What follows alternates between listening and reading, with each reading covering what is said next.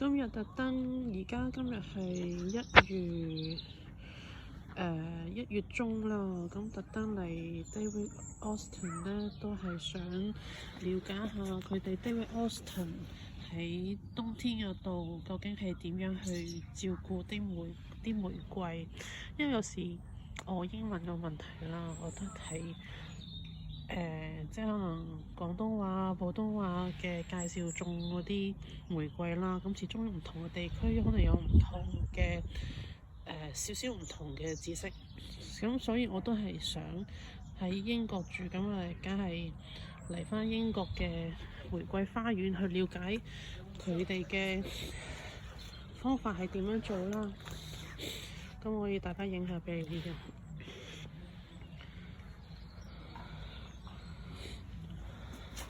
嗱，呢個爬藤玫瑰呢，咁佢就比較貼喺牆身咁樣種上去嘅。咁我之前睇過有啲 video，佢就講呢，就最好個根部呢，就離牆身就40cm，咁可以等佢打斜啲去種嘅話，咁就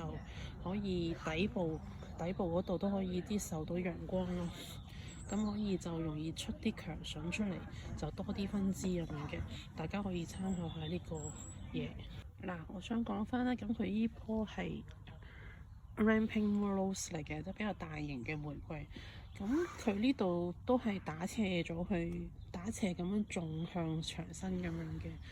咁佢就下邊基底部就容易啲受陽光照射，就可以生多啲枝啦。咁我哋就可以即係如果想種啲爬藤玫瑰，都可以用呢種方法咯。不過我覺得佢個道理都好啱嘅，因為有陽光先會生強筍嘅話，